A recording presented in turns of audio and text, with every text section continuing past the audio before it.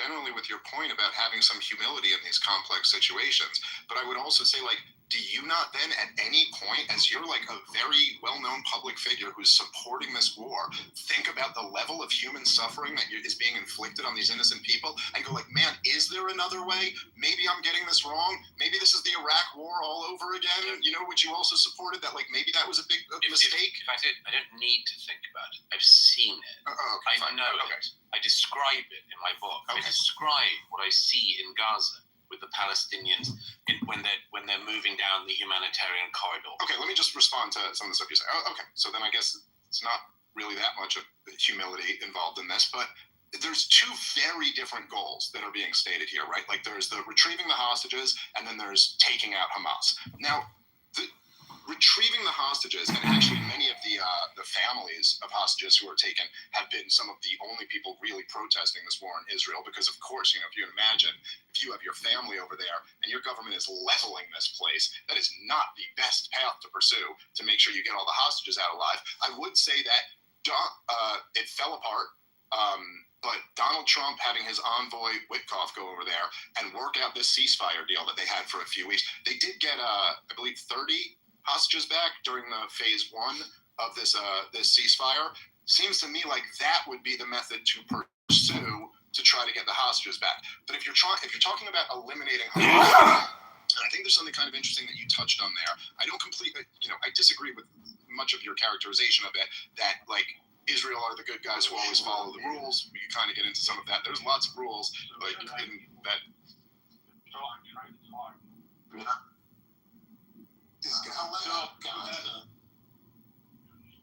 Hello, please complete your thought, Dr. Necro.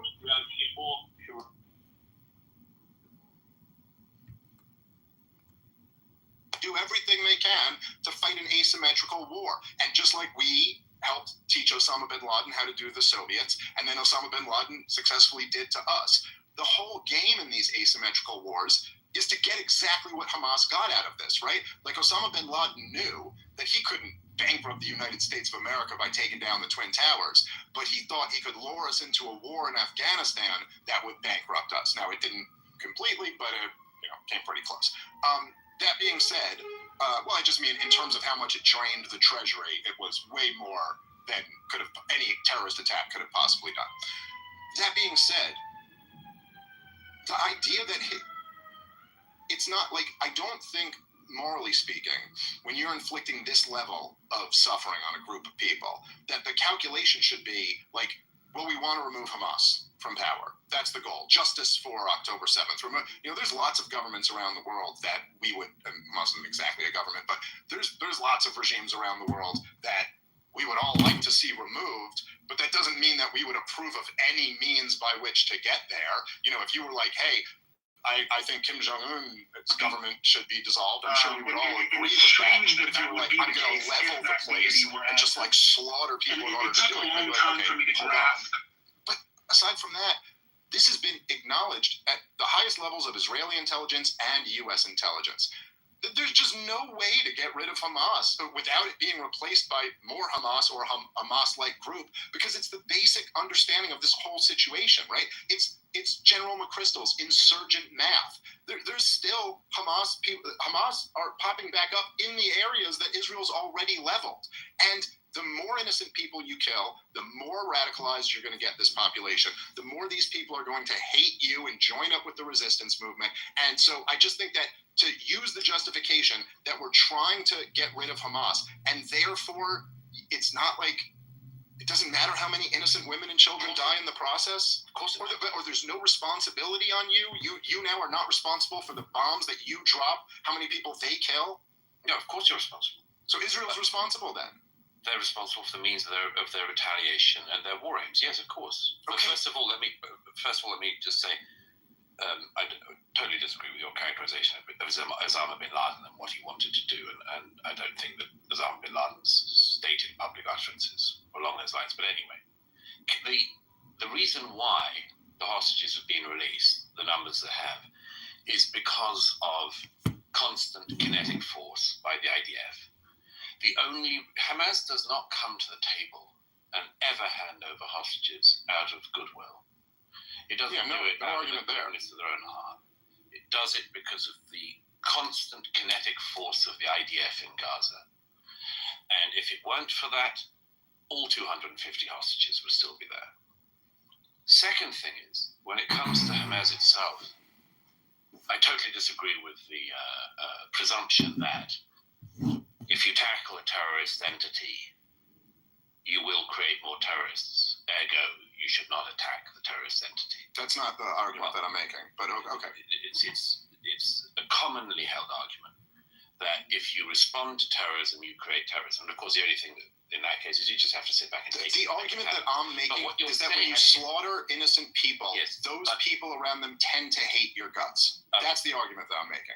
First of all, your characterization of the slaughter, it's horrible, the war in Gaza. It's horrible that young Israelis have to go in, yet again, to Gaza and try to find Israeli hostages and try to get the leadership of Hamas. That's what's horrible about it. It is not the case. Yes, because I think there's a consequence to starting wars. And But so it's not horrible for the people who didn't start a war? Why do we become like these collectivists as soon as a war starts? For everybody involved. No, it's the most horrible for the Palestinian people in Gaza right now. That is the group of people who are being fucked over the most right now. No? Yes, at the moment, yes. Right. But they're not being fucked over.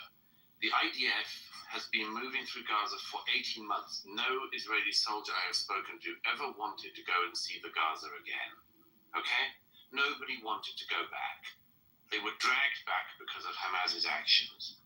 And if Hamas had acted differently or the Palestinians had voted in different people and to govern them, it would all be different. But again, that's a hypothetical. The reality of the war on the ground is that in this incredibly heavily built up area, with weaponry hidden everywhere, with soldiers, I've spoken to too many of them, they go in, you have a group of people coming out of a civilian building with their hands up, and from their midst come a bunch of Hamas terrorists firing at you in the hope that the IDF will fire back at the civilians. Gadi Eisenkot, one of the members of the war cabinet in the early stages of the war, lost his own son and then his nephew. His nephew was killed in a firefight in Gaza because the Hamas terrorists were firing from a mosque. And that was why Gadi Eisenkot from the Israeli cabinet's nephew died. The whole operating theatre is hideous because of what Hamas has done to the Gaza. The reason why Sinwar cropped up in Rafah, finally, the mastermind of October the 7th, one of the most brutal, sadistic psychopaths, to use an overrated term, you can ever imagine, in an Israeli prison, by the way, for having strangled Palestinians to death in the 2000s. But anyway, the reason why Sinwar crops up in Rafah late last year is because there was nowhere else for him to run because of the actions of the IDF to pursue the leadership of Hamas that was responsible for the 7th. Now, can all of Hamas be destroyed? Probably not. Can you make it effectively impossible to function or incapable of functioning, unable to fire rockets and govern the Gaza? Yes. Right, but it And comes by at the the way, price tag of slaughtering tens of thousands of innocent people. No. And you're accepting that price. No. Every single war of this kind will include civilian casualties, and you and I will almost certainly disagree on the numbers. I'm not claiming that the health ministry's there numbers are perfect. There will be almost the best case analysis is that one innocent Gazan has been killed for every one terrorist. That's the best case scenario you can hear. But that would be almost unparalleled in the laws of war, and it's not how the American or British militaries operate in terms of casualties to terrorist ratios. But when we had the campaign against ISIS a decade ago, after ISIS's fighters had gone and massacred people at the Bataclan Theatre in Paris, That never stopped. The government kept borrowing. we used Turkish fighters, brilliant, brave fighters from the Peshmerga militias, to work on the ground. And the French and American and British air forces bombed like hell from the air. And we made ISIS, effectively, touch wood, 10 years later, operationally incapable in capital cities in Europe. Has ISIS as a whole gone away? No. They still have pockets in Syria and in Iraq, but we stopped them from being able to do what they most desired to do. And the same is possible with Hamas. Will they be replaced by some other group? Again, then we get to one of the crucial decision points for the Palestinian people. Is it inevitable that they constantly have to elect people who want to annihilate their neighbors? Or will there ever be a generation that can find a way to live in peace with their neighbors? I agree. Most people don't like being bombed. In fact, nobody does. But if the people of the Palestinians in Gaza can find it within themselves to realize the thing they asked for in the elections is the thing that has destroyed the area they live in. And like that brave young man 2 weeks ago in Gaza who rose up against Hamas and was identified by the people who remain in Hamas and was tortured and his body thrown onto his parents' doorstep in the Gaza. The parents started the family, the clan started a bit of a war against Hamas, but that's how Hamas treats Palestinian dissidents. But if there were more people like that young man, and of course we all know that the history of totalitarian and terrorist groups running societies is they're very successful and they stay in power because they're willing to torture and use violence and much more. It's a horrible thing you have to contend with. But if more people like that young man had come about in Gaza in the last 18 months or before, yes, it would all be different. And if they could avoid electing a terrorist group that invades their neighbors and fires rockets at their neighbors, yes, it could all be different. It could all be different tomorrow. And I'll tell you, so again, there is not a person living by the Gaza in the south of Israel who does not dream of the day that such a generation of Palestinians emerges. Yeah. I think that okay, a few things here. On Syria there, because it is true. I mean, I think so. Okay, so John Brennan and Barack Obama, the head of the CIA, and of course the former president of the United States of America, had a policy of committing literal treason before they ended up accusing Donald Trump of treason, which was all bullshit. But they had a policy of committing literal treason by funding Al-Qaeda and ISIS in the Syrian civil war, poured billions of dollars and tons of weapons into that conflict. When Donald Trump, now it is true, by the way, that you are correct that like there certainly were military actions taken against ISIS after they invaded Iraq, which was not supposed to be part of the plan. There was also a lot of military actions taken by Vladimir Putin against ISIS after he came in on Assad's request, as you know. In 2017, when Donald Trump came in, one of the best things Donald Trump ever did, he cut off the CIA program to fund the anti-Assad rebels. And this was also a big part of what ended up like taking the energy out of ISIS. Also, I think there was a lot of good reporting that just they turned enough people on the ground against them. They were even just too radical and just people ended up hating them. It is true that they receded for quite a while, although the former emir of Al-Qaeda, al-Jawani, is now ruling Syria, which does not seem like a great deal or something that people in America should support. No, one that does not allow cruelty. Love does not allow cruelty. Yes, I would agree with that. But I would only agree with that. I would only agree with that definition of love as a phenomenon. Do you understand the difference between the noumenal and the phenomenal? The phenomenal is what we see and what we comprehend. Okay. You kind of see where I'm getting at? So there's a noumenal love, which God is and participates in, and there's a phenomenal love, which human beings act in and practice. So, for instance, an act of phenomenal love is any associative behavior that treats two as if they're one. For instance, compassion. If I'm compassionate, I'm sharing your suffering as if it's my own.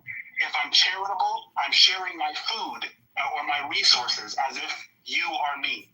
I'm extending my sense of self to.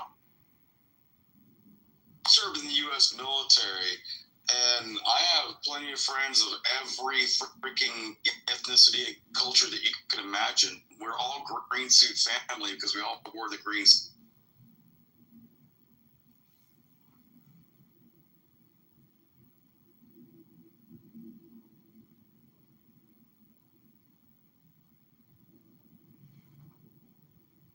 My phone has crashed.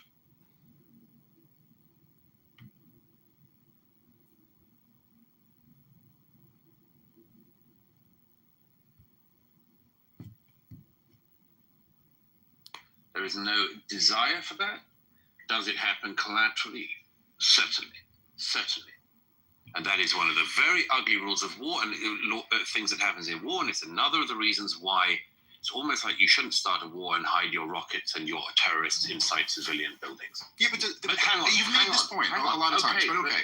Well, it clearly can't be made enough because there is no intention on the Israeli side to cause the death of non-combatants. Oh, come on. I mean, hang on. Listen. What? You think? Why do you think the Israelis would want to go and kill children in Gaza? Listen, let me just, how about I say it like this, okay?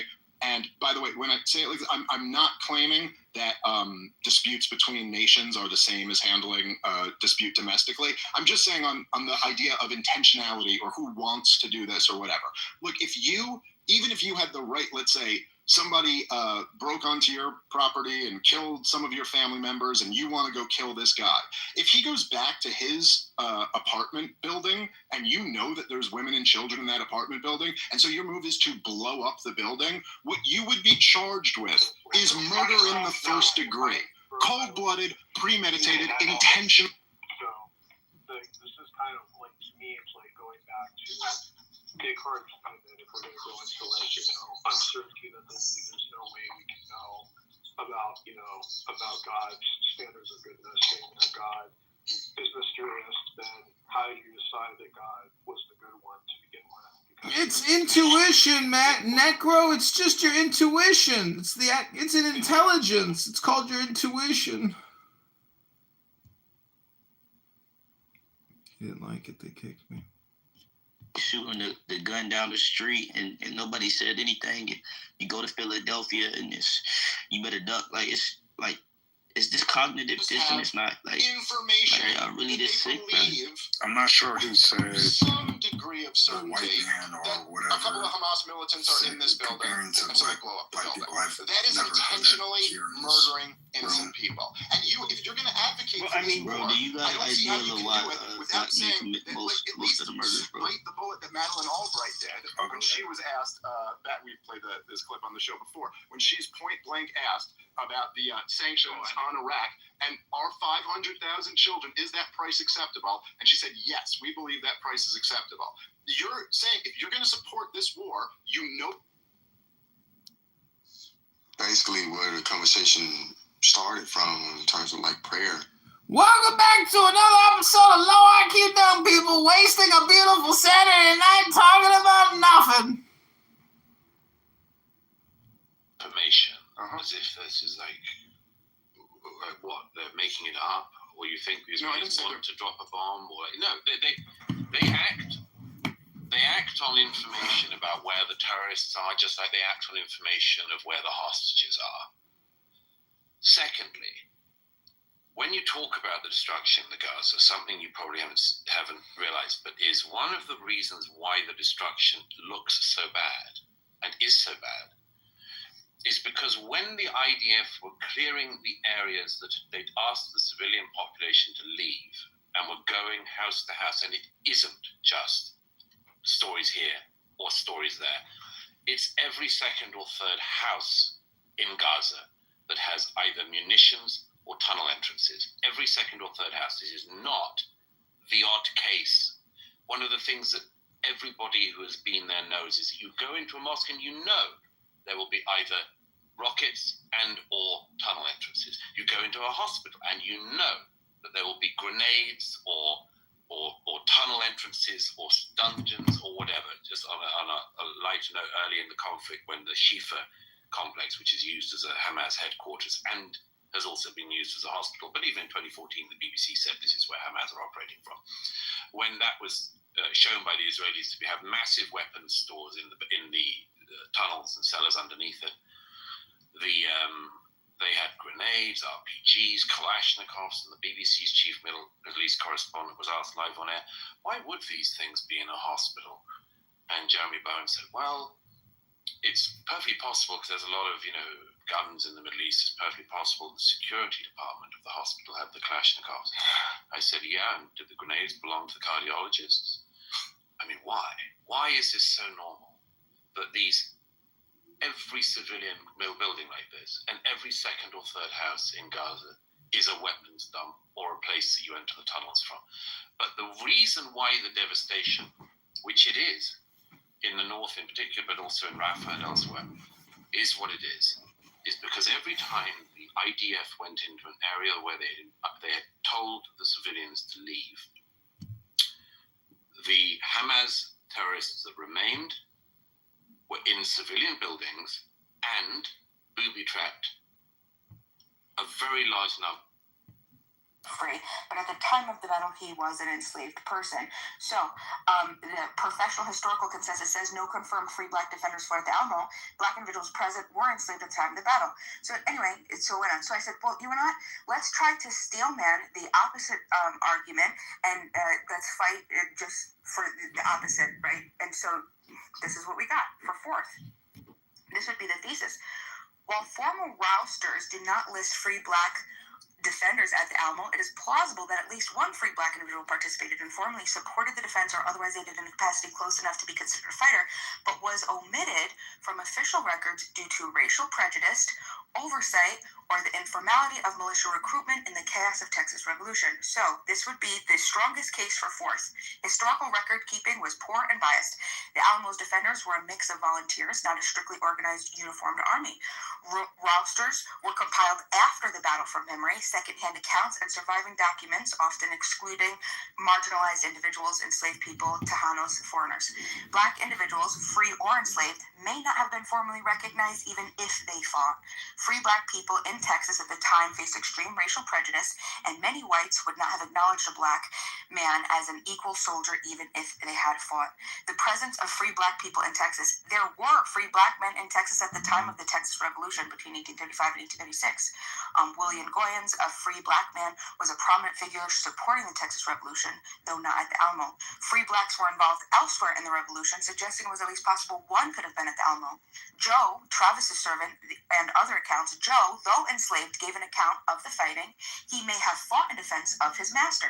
In chaotic moments, enslaved individuals could act in the self-defense or in defense of their immediate communities. It's possible that a free black man, either associated with the defenders or present among the civilians, picked up arms during the siege, even if they weren't officially listed. Guys are fucking in trouble over there in Ukraine, that's for sure. Oral histories and lost records. Later oral histories and you guys need traditions, to especially negotiate in black peace. communities, claim free black involvement at the Alamo. Okay, oral histories often preserve truths omitted from written records, especially when formal histories were written by the dominant class. Pragmatic military necessity. Under siege, the Alamo defenders needed all hands. In a life or death battle, it's plausible that anyone capable of bearing arms, including a free black man present for other reasons, would have been armed and fought alongside them. So, summarizing fourth as a stalemate argument, although there's no conclusive roster listing a free black man as an Alamo defender, given the chaotic nature of the battle, the known presence of the free blacks in Texas, oral traditions, and the racial biases in historical recording, it is plausible that a free black individual could have fought at the Alamo, but was omitted from official documentation. So none of the names that Ford was talking about got it. What names did I mention? Oh my fucking god. There you go. Stop playing games. So you're a wishy-washy arguer? Hold on, and just also, Philip Thomas Tucker, in his book Exodus from the Alamo, suggests that marginalized groups' roles, including the Tejanos, am I saying that right, and blacks, have been systematically minimized in the traditional Alamo narrative. He's a controversial mainstream historian, but represents the kind of evidence that Forth could cite to bolster his case. Damn, he said you're with the loonies. But anyway, I want to point out how far apart, like that's what Forth is like saying. He's saying, you talk about North Carolina, Virginia, it's almost like Forth doesn't realize that when the Alamo happened, Texas was a fucking country.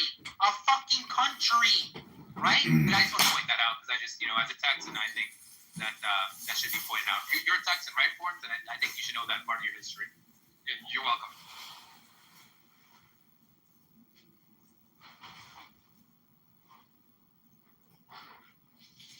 And that really meant nothing. But hey. Yeah, really meant nothing. Bro, ChatGPT smoke you. She had to make a prompt that said, okay, I know what you just said, right? But like, argue the other side. Agent Ford clapped y'all up. And I was surprised. No, seriously, Ford. Are y'all serious? On a Saturday. Word that out, Nathan Donnie. That's fucking hilarious, Nathan. He was talking about, oh, look, your neighbor inscribed, go to the Alamo. He said, go to the Alamo and see their name. And ChatGPT's best argument for him says that those names aren't preserved, but it's plausible that this guy slipped through the cracks and wasn't written down. So all of his comments about those people were actually free. The people who are written at the Alamo are thrown out the window. Like they're chucked out from the 7th floor and go splat. Okay? I want to say that. Now, did Nathan just support me? Huh? Sure, man, he did. Support me? Yeah, so you know what happens when Nathan supports you, bro? You lose it. Let me finish, okay? Okay. Let me go. Okay. See, all right. If Nathan just supported me, I have to just go on mute because it's never a good thing when Nathan supports me.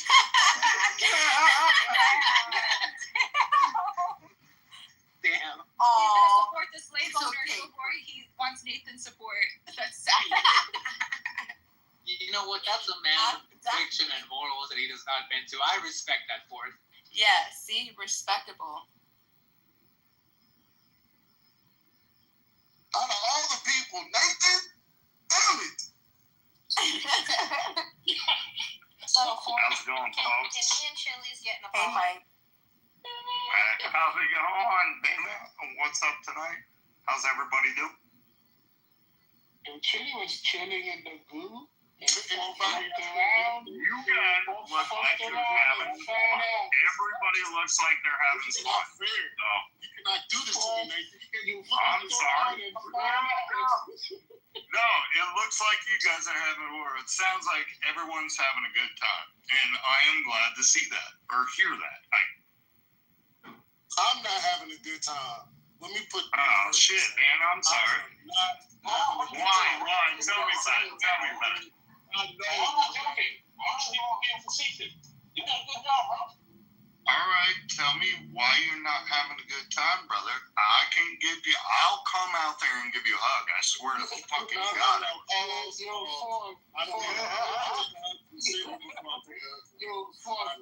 Nathan believe you did a good job. He doesn't know you did a good job.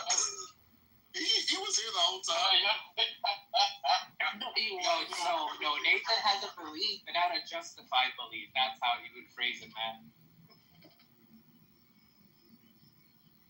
Who moved Mike to the audience? Who moved Mike to the go?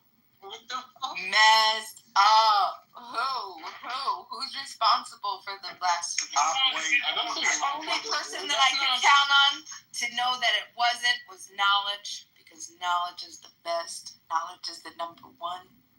Bro, I was gonna say Got some water. More importantly, I think you did get spanked again today, man. No, I didn't. What happened? Why'd I get moved down? Sorry, it could have been an error. Nah, it's fine, guys. If you don't want positive reinforcement, I can leave. It's fine. We want positive reinforcement. All right. Well, That's very sweet. We appreciate it. Well, I'm just going to tell you, all you guys are awesome. And when you look in the mirror, you should smile. Amen. Yeah, Nathan. You're damn right. You guys ever hear So this when song? I look in the mirror, I have this 40-year-old butt, but I try to smile. Just saying. Are you serious? You know, sometimes I'm on Clubhouse and I Nathan! I feel anxiety about Nathan. I feel anxiety about getting older and being like a lot of people on Clubhouse, right? Then I hear stuff like that. I'm like, yeah, it'll work out. You know, smile in the mirror. That's fucking awesome. And Nathan just chucked him down, bro. That's fucking horrible. It's horrible. Are you guys about that? Huh? Are you sure about? About what? You listen to these geezers, bro. These 40-year-old plus people in this room. You think Bro, but have you heard? No. When I hear Mike say something like, I'm 40, but I try to smile. It gives me the same energy. Be like, I like the way I look, even though I look like a burnt chicken nugget type of energy, and I feel like there's hope out there. Like there's a probability of me making it to 40, not like show early signs of being senile. And then you got the other Mike who's in his 40s who yells at people. Yeah, but I'm not also enjoyable. I mean, wrong one. That is enjoyable. I criticize Mike for doing that shit. He was really annoying. He got knowledge in here whose knees are fucked up. Oh, damn. Yeah, that's knowledge. How are you? Well, knowledge works on concrete. Pause. No, knowledge doesn't work on concrete anymore. He has Mexican too. Knowledge, there's an FBL in here again. Hey, knowledge. How do I join you and Abdul speaking? He was here in the morning, Dave. I'm talking about right now with Puerto Rican. What?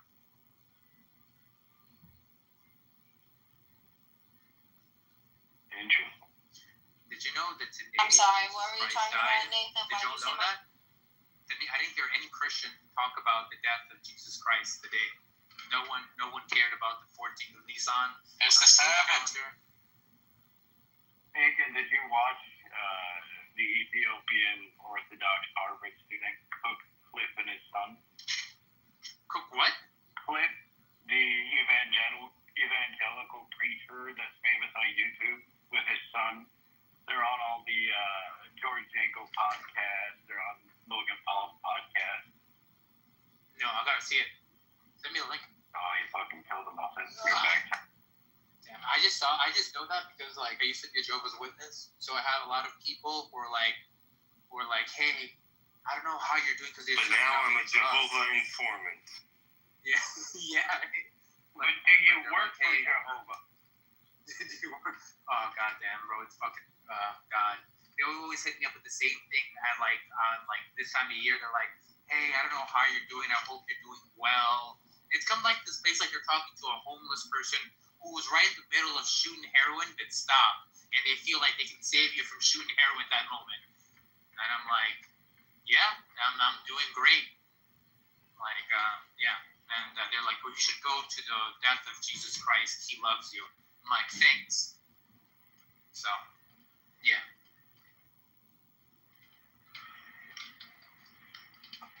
So no one keeps up with apologetics in this room? I assume that you guys. I used to. I used to keep up with apologetics. I was into all those like debates. There's some I watch a few guys. There's some pretty good debates for sure. Well, I look at the Methodist, more the so he doesn't count. preaching side. That wrong yet again. Chili, you want to correct your little brother? Fourth, aren't you like a Methodist? No. Yeah, 100% a Methodist. Don't you have like a woman like pastor So like that? just keep on running on with the same thing. You just like being wrong, huh? Just take a little.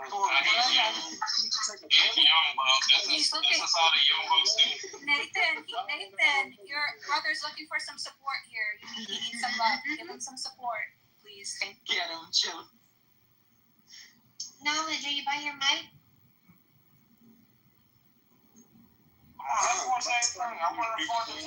Hispanic women.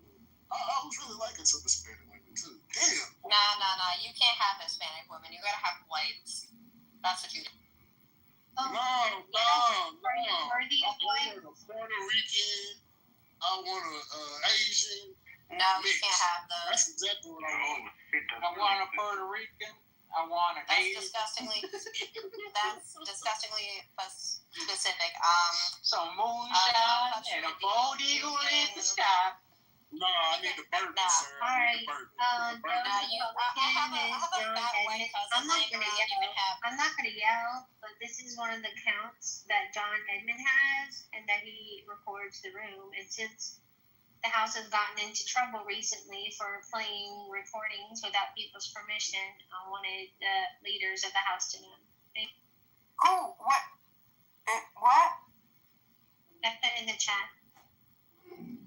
I say. I blame Beamer. Whatever happened, it's all Beamer's fault. I'll take the blame. I'll take the blame. Listen, I'm not gonna say that I'm upset that you pointed it out, but I'm also gonna say that I am happy that there have been times where my ass has been gaslit so hard. Good afternoon, Knowledge. And dragged. For example, last night, someone in the room called me a liar. Then proceeded to say that I was neurotic, saying that shit didn't happen the way that I know that it happened. And it's good to have the support and evidence that I'm not crazy. Because sometimes we got credible people. Like the person is perceivably one of the more, I mean, they carry a green badge. I'm not going to say any names. But fact of the matter is they were wrong. And I was nice. I want to just let everybody know I was nice. I said, you know what? I figured out a couple things, and I'll only play it if you give me permission. And of course, they declined. They didn't say I had permission to play it. Wait, can you repeat the last part? I don't know if you said I was nice or I was ice, because it has a completely different outcome depending on the answer. Well, I am ice, but oh wait, no, ice. I was thinking like, no, never mind. Hold on, ice. Hold on, wait, that was an innocent. Wait. I am not a horrible person, so I didn't think like I didn't associate immediately with like ice. Like, y'all heard her say I was ice, right? Y'all heard her say That's what I think. That's hilarious. Do you know what? I don't know why this is maybe I'm just an idiot, but I was thinking like ice cold, like cool, like I was ice. I don't know. Do you guys? Yeah, you ice cold already. Got that heart box full of damn ice in there. Go ahead, ice. Oh damn.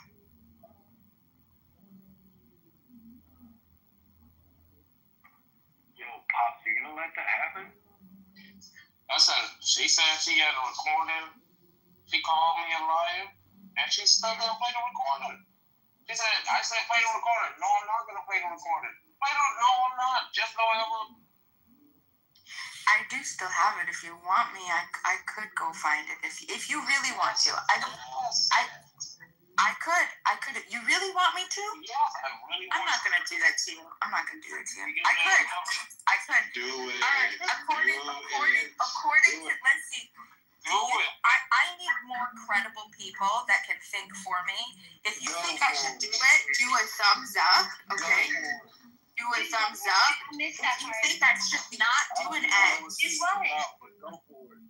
Restate the question.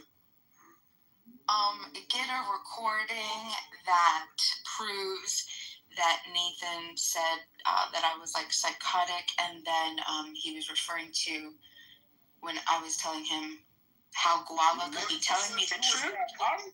What? He said, no, I said that Guava only tells me the truth, and that multiple truths could be true at the same time. And then he proceeded to say some other stuff. No, because no. And listen, Pops can tell you all about this because Pops has been doing. Pops, you could tell the room about. I don't want to share all of your stuff, but you've been going down a particular rabbit hole recently, and about multiple truths, right? How two things could be true. You know what I'm talking about? I think so. You mean most recently what we were talking about, or the other thing we were talking about the whole time thing? Are you talking about like today? No. You talking about like Not today's? today. Not today. Okay, not today. So. Not today. So it sounds like there's only paradox. The paradox. Right. Okay, yeah, that's what I thought you were talking about. Yeah, but I'll you can keep going, and I'm multitasking again. I got stuff going on. He's building. He's such a man. The word was obedient, right? The word we were talking about. It could be to more than one truth. You're right. I mean, if that's the truth you're alluding to, there could be more than one. And that was the case. And when I checked, and I was right, because my girl doesn't lie to me. She never lies to me. So I asked her, and of course, the explanation was as simple as yes, there was multiple truths. Both things were true. Okay, cool. So what happened was this, right? The word was apophenia, right? And Huey would say, Nathan, you ever heard about it before? I was like, no. And he was like, yeah. And she said the word is, means that a person has the tendency to perceive a connection or a meaningful pattern between unrelated or random things. Right, like seeing a face at an airplane. Yeah, so I said, Beamer, this is you, right? And I said this in relation because she has this, she thinks that this guy, Shamos, is an actual genuine person. When in fact, he's a troll. And I kept on telling her he's a troll, but she kept on seeing something. And I said this to her. And then you know what she told me? You're lying. What you was actually talking about is my relationship with Guava. And I said, no, I'm telling you what I'm talking about. I'm talking about you and Shamos. No, you liar. You're telling me about me and Guava. You're telling me because that's the only way. All right. That is, yes, that's actually, I'm very surprised, Nathan. I'm very surprised that is how it went down. So yeah, that is the truth. That is how it went down. I mean, like that's the account. Like that's the argument. No, that's the argument, right? That was an accurate recall of the argument. So why you gonna call me a liar? For me telling you why I said the word. Because if you listen to the content, well, I'll tell you, you asked, why you gotta play me? Why you gotta bring up how much melanin I got in my damn skin? That's not fair. It's not fair. That doesn't need to tell people what they actually believe or what they actually said. I'm telling you what I said, and you're telling me no, that's not what you meant to say. So if I get melanin injections, is that gonna change? Boy, white people do that, man. It's just who you are. You just feel entitled. If I get melanin injections, would that change the circumstance? You just listen. That's what I was gonna say. I thought we were gonna allow you to be vulgar. Okay, let me just finish, bro. Anyway, if you happen, like maybe put the melanin injections when you were younger, it probably would have fixed you. But you're older, and if you're older, you already set your way. Oh, she's getting melanin injections, all right. That's not enough. Grateful I woke up again. That's fucked up, guys. What the fuck is mom who said that? That Kendo? No, that's Plant Daddy. That's my Plant Daddy. Okay, Nathan, I will give it a Plant Daddy. Yeah, I just want to know how is this? We can clear it up.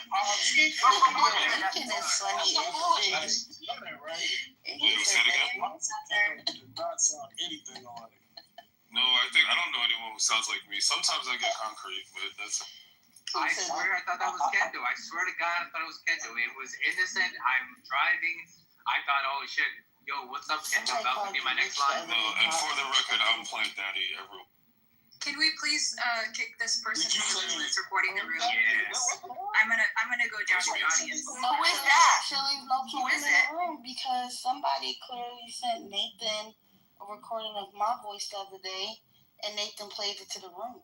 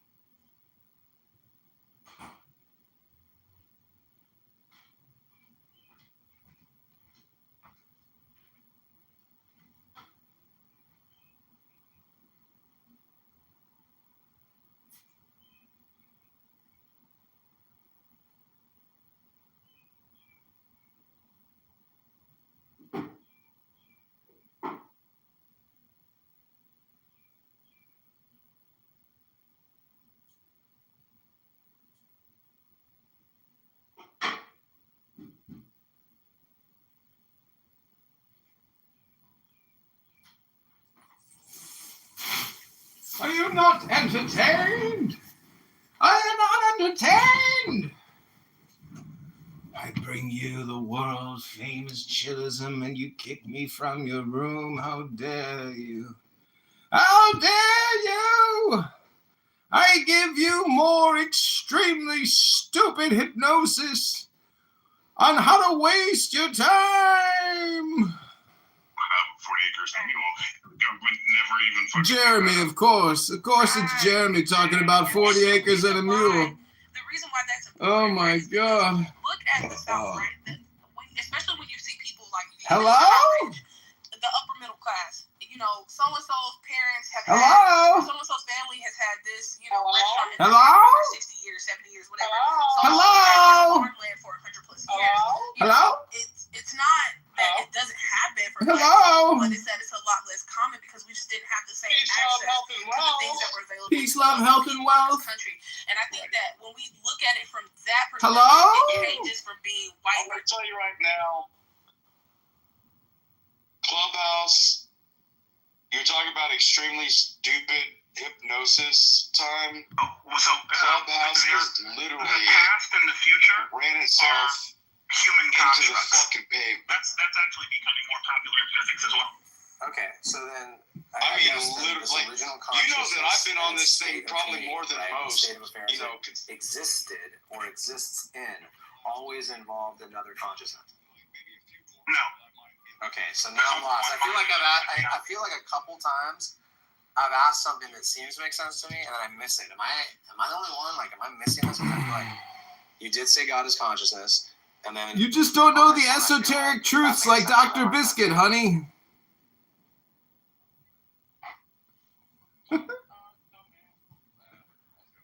So would you say that you have run the full course here? I would say I've ran the gambit more than once. Yeah, so, I mean, you don't have a party hat now. Is this your original account? Let's see. No, it's not. No, this is my fourth one. I just renamed myself back to the original name. Yeah, well, what I'm saying is, you know, you've run the full course, meaning that, like, you're a PhD. But the question is, if you have a PhD, well, what are you going to do with it? For some Does that mean I'm a psychohat disciple? To the birds. I kid you not. And when you start to really listen to the birds, right, you will hear some of the most biggest hits you've ever heard before. You hear them singing them in the park. I mean, Welcome. hopefully mine's not made out of tinfoil. Welcome, Mama. How are you, Mama? I'm good.